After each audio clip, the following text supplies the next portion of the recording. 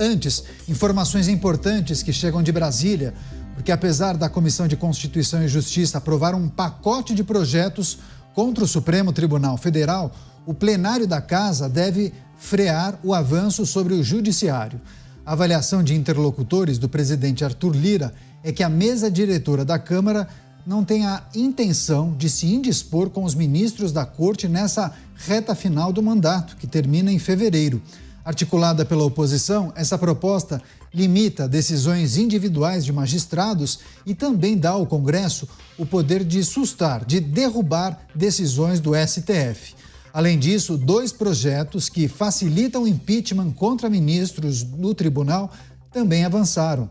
Em reação, o presidente do STF, Luiz Roberto Barroso, afirmou que toda instituição humana está passível de erros, mas ressaltou que a Corte cumpre bem o seu papel e serve bem ao país. Por fim, sem citar diretamente essa proposta de emenda à Constituição, Barroso declarou, vou abrir aspas, tá? Não se mexe em instituições que estão funcionando e cumprindo bem a sua missão por interesses políticos, fecho aspas. Bem, alguns aspectos, algumas informações para a gente repercutir com os nossos comentaristas. Vou chamar o Luiz Felipe Dávila ao vivo, conectado já com a gente. Dávila, seja muito bem-vindo, uma ótima noite a você. Claro, informações de bastidores, né? Tem muita especulação, mas as sinalizações indicam que a Câmara Federal deve frear o avanço dessas propostas que foram aprovadas na Comissão de Constituição e Justiça, meses antes da eleição para a presidência da Casa. Enfim, agora, o que é curioso é que foi o próprio presidente da Câmara Federal, o deputado Arthur Lira, que acabou enviando à CCJ esses textos, né? Aí muitos se perguntam, bom, havia um interesse lá atrás e agora parece que não. Por quê? Caniato, é uma pena que a agenda das reformas importantes no país passa muito mais como uma arma do embate político entre os poderes do que como medidas fundamentais para fortalecer os pilares da democracia. Parte deste fortalecimento do pilar da democracia é justamente acabar com decisões monocráticas e aprovar medidas para que o Supremo volte a ser uma corte constitucional. Parte para restabelecer o equilíbrio entre os poderes, exige, demanda que o Supremo volte a ser um poder judiciário e não mais ter este ativismo legislativo que hoje existe no Supremo.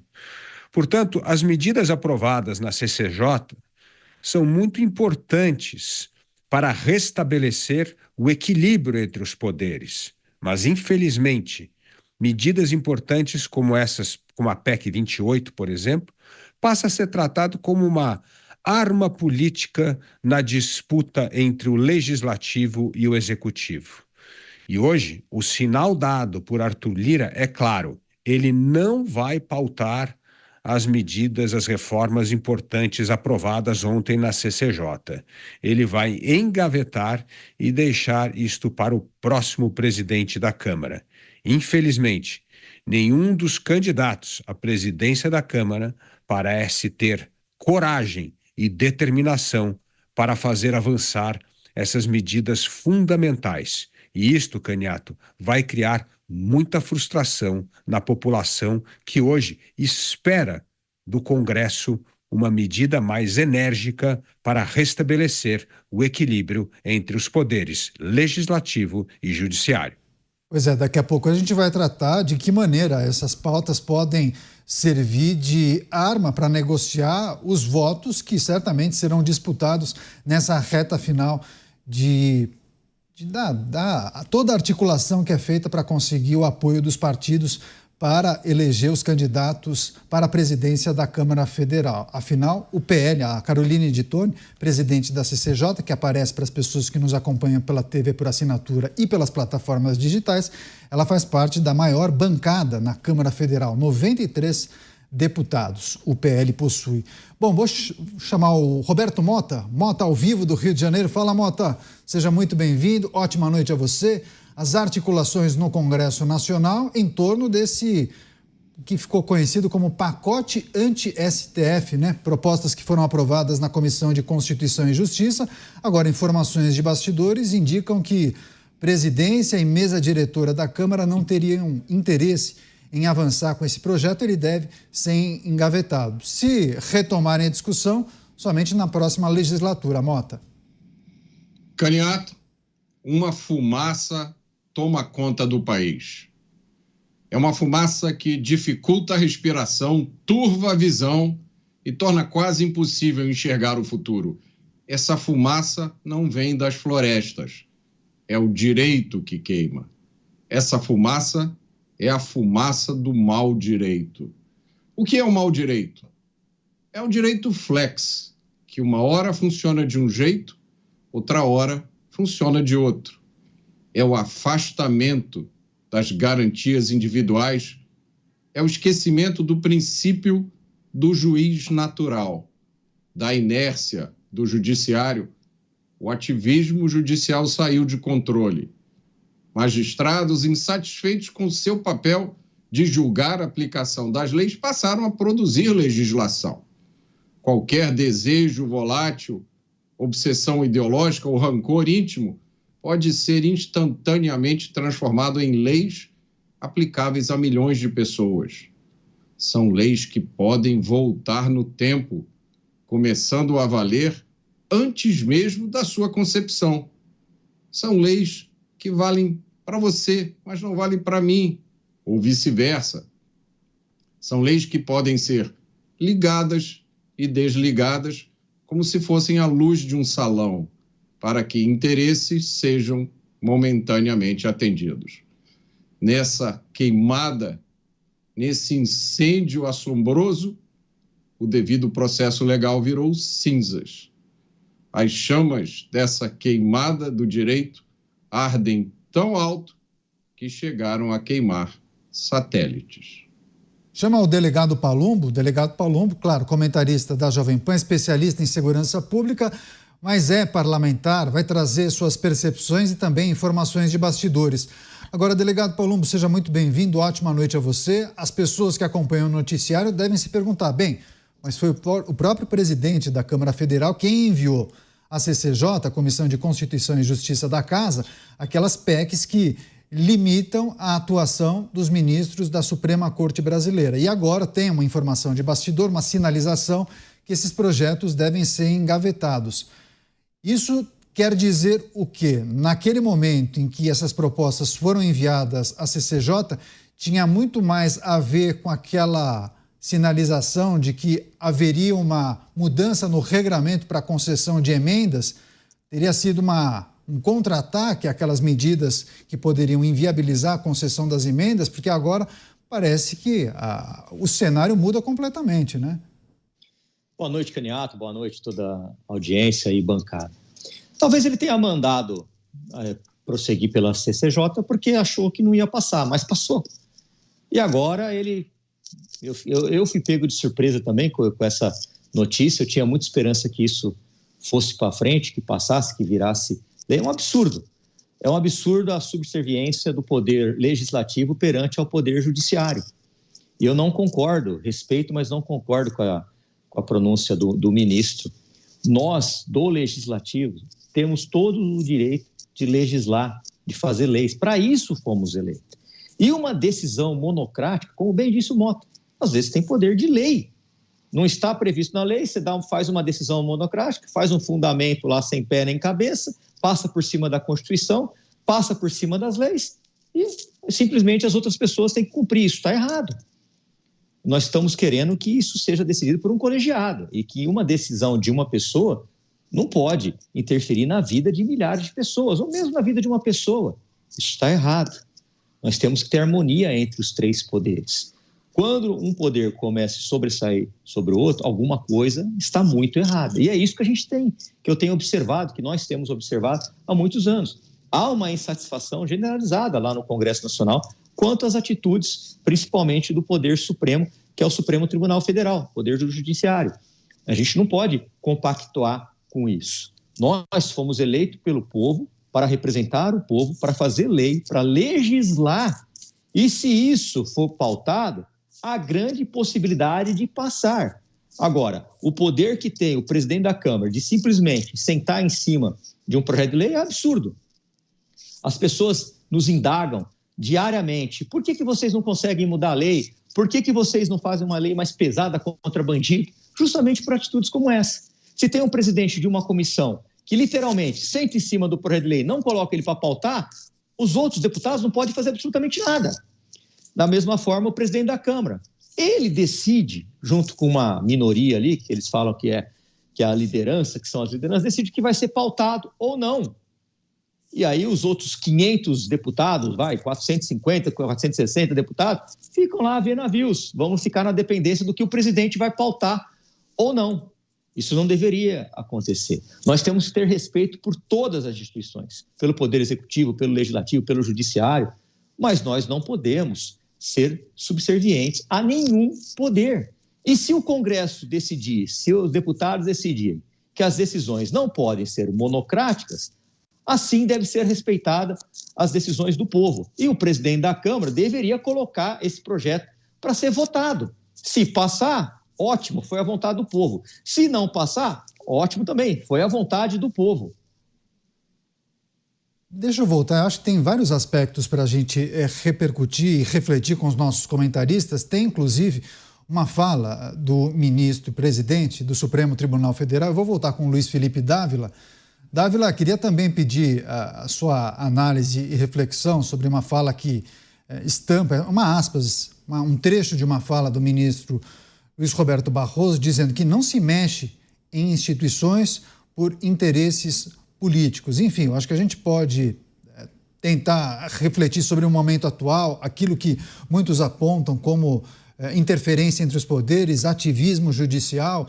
Enfim, é preciso também considerar a maneira como os poderes do país estão organizados, quais são as brechas que acabam permitindo que aconteça um cenário em que um poder acaba acusando o outro. Enfim, queria que você trouxesse sua reflexão. O nosso objetivo aqui não é fulanizar, apontar o dedo para A, para B ou para C, mas entender um pouco desse momento e justamente sobre essa frase, essa afirmação de Luiz Roberto Barroso. Não se mexe em instituições por interesses políticos. Dávila. Bom, primeiramente, o interesse político sempre pauta as leis do país e a Constituição do país. A Constituição do país é a expressão maior dos desejos políticos do país, né? Do desejo político da democracia, das liberdades individuais, da ordem econômica, da ordem social. É exatamente, a Constituição é um documento político, né? Então, primeiro que o presidente do Supremo não pode achar que é a politização destas medidas que é uma espécie de moeda de troca para coibir o poder judiciário de agir. Isso é inconcebível e não é isso que está em jogo. Mas o que mais me impressiona na declaração do presidente do Supremo é o não reconhecimento dos atos de abuso que vem sendo praticado pelo Supremo Tribunal Federal. É inconcebível um país onde reina o Estado democrático de direito estar soltando corruptos com decisões monocráticas. É inconcebível um país onde reina o Estado democrático de direito não ter o respeito às regras do devido processo legal e o direito à ampla defesa respeitados pela Suprema Corte do país.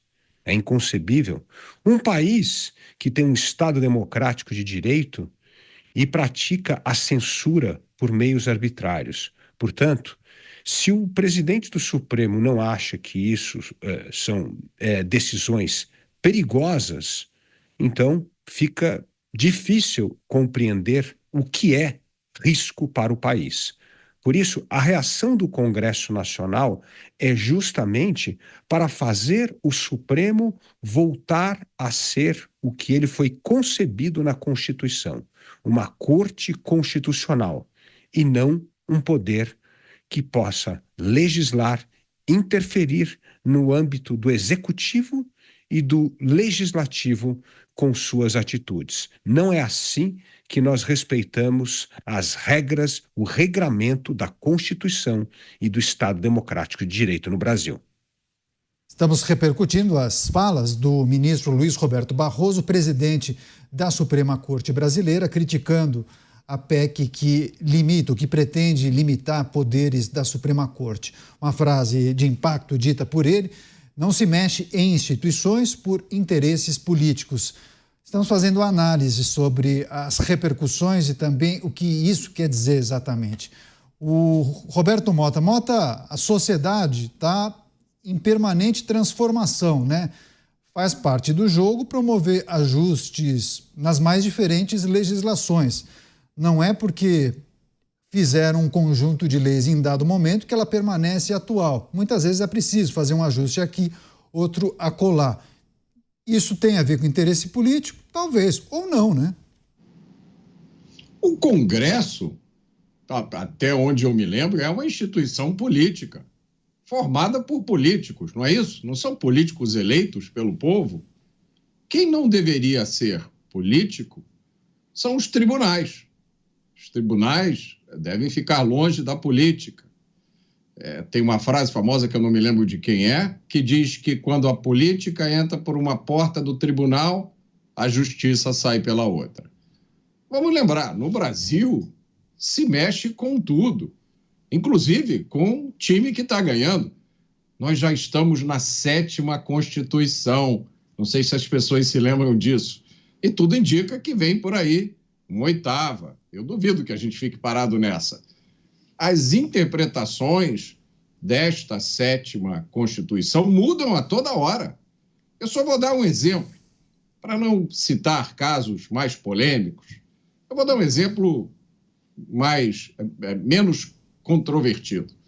A lei das estatais. A lei das estatais proibia a nomeação de políticos para diretorias das estatais.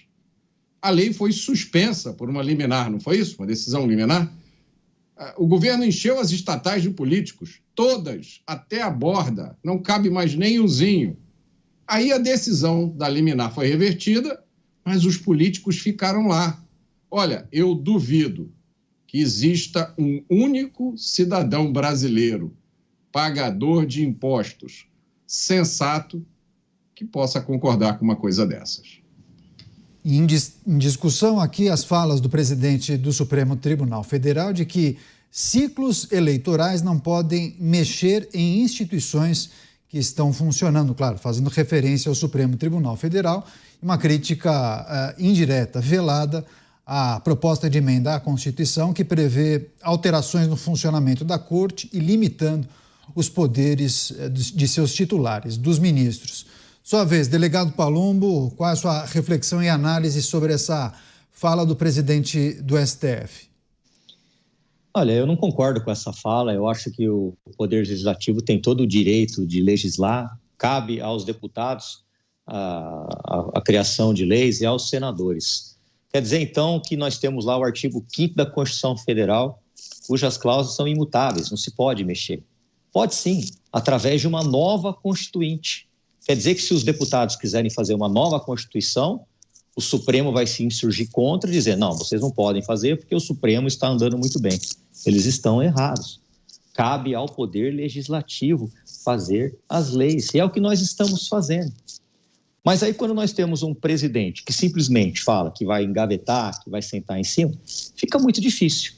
Sinceramente, eu não consigo ver os motivos, eu não consigo enxergar esses motivos, porque o Congresso Nacional está extremamente desprestigiado.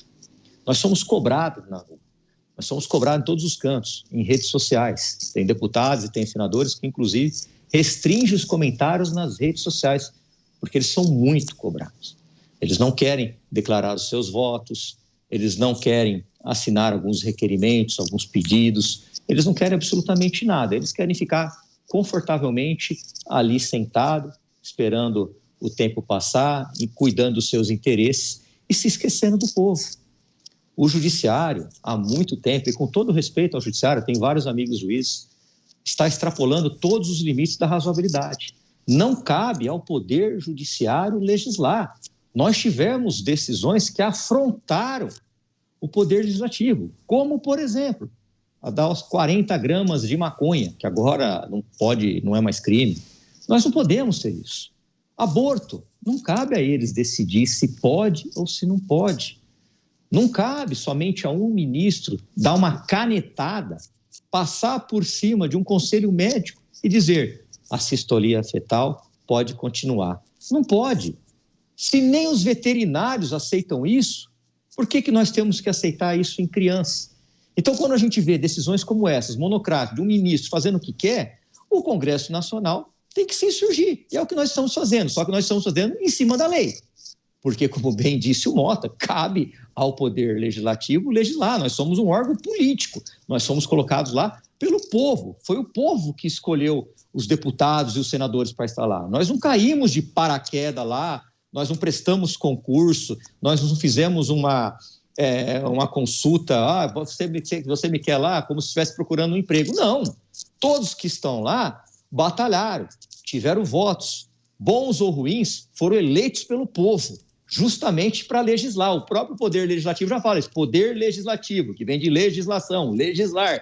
Agora, se eles acham que a gente não pode nem legislar, então o último apaga a luz e fecha tudo.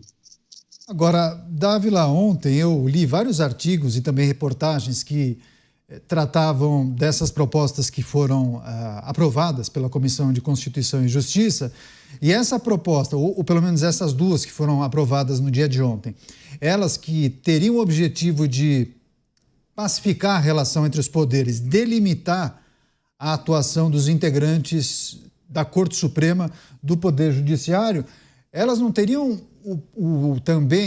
elas não poderiam, acho, colocar mais gasolina nessa relação, porque em dado momento parece que a repórteres de um jornal carioca chegou a conversar de forma reservada com alguns integrantes da Suprema Corte. E esses juízes, os magistrados, chegaram a levantar a possibilidade que, caso essas propostas avançassem e fossem aprovadas, poderiam ser alvo de judicialização na própria Suprema Corte. E aí, os integrantes do STF poderiam até derrubar, utilizando o argumento de que seria inconstitucional e que teria um vício na origem. Não sei se você chegou a ler alguma coisa nesse sentido, enfim, queria que você também trouxesse sua percepção sobre uma matéria que teria por objetivo delimitar a atuação dos poderes e iria, inclusive, ser mais um episódio do que a gente tem chamado de disputa entre poderes, ativismo judicial e por aí vai, né? Ô Caniato, quando a Constituição de 1988 foi criada, não havia poder monocrático. A Constituição garantiu ao Supremo para se manifestar no colegiado, a decisão do colegiado. A decisão monocrática é uma decisão recente, criada pelo Supremo. Então, o que o Congresso está fazendo é simplesmente voltando ao texto original e fazer com que ele seja cumprido. Como é que isso é guerra entre os poderes? Isto é restabelecer o que está na Constituição. Na verdade, o que não está na Constituição é dar poder monocrático ao juiz. Isto é contrário ao espírito de uma corte constitucional. Por isso, o que o legislativo está fazendo não é brigar com o judiciário, não é nada. É restabelecer o que está na Constituição. E agora, o Supremo não pode achar que isso é uma forma de, na verdade, intrometer na alçada do judiciário, que isto é politizar. Isso não é politização, isso é restabelecer o que está no texto constitucional. Então, quem vem politizando este assunto é o Supremo, praticamente, com suas declarações, caçando o poder legislativo de legislar, de aprovar lei. Isso aqui é um absurdo total. Agora, é inacreditável que não tem ninguém no Supremo dizendo abertamente que realmente passou do ponto a atuação desse ativismo legislativo do judiciário. Ninguém reconhece os erros. Então, se não existe o poder da autocontenção na Suprema Corte para reconhecer os erros, recuar e voltar a atuar como uma corte constitucional, cabe ao poder legislativo a restabelecer esta harmonia entre os poderes e o equilíbrio dos poderes. É isso que está acontecendo. Se o Supremo tivesse reconhecido os seus erros, consertado os erros e criado um poder de autocorreção, o legislativo não precisava estar atuando. Então, eu não vejo a atuação do poder legislativo como uma afronta ao judiciário. Eu vejo o legislativo atuando para restabelecer o equilíbrio entre os poderes. Pois é, mas vamos ver se essas matérias avançam, né, Dávila? As últimas informações indicam que serão confortavelmente abrigadas em uma gaveta. A gente vai analisar. Mota, e esse outro aspecto, a avaliação de ministros do STF, que essas propostas seriam inconstitucionais e caso avancem, caso sejam aprovadas, provavelmente as mesmas seriam judicializadas e derrubadas na justiça. Vamos pensar na teoria, né? Eu acho que é melhor para a gente ter um debate mais educativo. Na teoria, uma república, ela tem 3 poderes com a mesma estatura. Nenhum desses poderes é superior a outro. Essa é a ideia da separação de poderes, o Dávila me corrija se eu estiver errado, que vem de Montesquieu, né? Acho que foi a ideia original de Montesquieu e que foi brilhantemente implantada nos Estados Unidos, com 3 poderes independentes. Tem uma série de artigos muito bons, escritos por aqueles homens de 1776 que criaram os Estados Unidos da América. São os artigos federalistas. Eram artigos publicados nos jornais da época. Era tipo uma rede social. É como se fosse postagem de rede social, onde os fundadores dos Estados Unidos debatem as vantagens e os problemas de uma república. Eles não falavam democracia. A palavra democracia só entrou no discurso da política americana muito tempo depois. Os fundadores falavam em república. E tem um artigo desses famoso, o artigo 78, se eu não me engano, escrito pelo Alexander Hamilton, que na época tinha 20 e poucos anos, meus amigos, 20 e poucos anos. E ele diz o seguinte, olha, nenhuma ameaça à liberdade jamais virá dos tribunais, a menos que o judiciário se alie a qualquer um dos outros 2 poderes. Isso quem está falando não é Roberto Mota, isso quem está falando é Alexander Hamilton, em 1776, por aí. Ele escreveu esse artigo federalista. Então, é preciso que os nossos homens públicos tenham bom senso. Não criem uma situação da qual não há saída. Porque se a gente deixar a nossa imaginação voar, a gente consegue, por exemplo, imaginar uma situação, vamos imaginar uma situação hipotética, em que o Congresso Nacional, respondendo a um chamado da população, resolve convocar uma Assembleia Constituinte. Isso está nos poderes do Congresso, não está, delegado Palumbo? Convocar uma Assembleia Constituinte para escrever uma nova Constituição. Ou seja, uma nova Constituição, você parte do zero. Você pode colocar o que você quiser, porque é uma nova Constituição. Imagina que alguém diz, não pode, porque uma nova Constituição é inconstitucional. Não faz sentido nenhum, correto? Mas é nesse caminho que me parece que a gente está indo. Não, eu vou repetir, numa república, 3 poderes do mesmo tamanho. Nenhum deles tem a palavra final.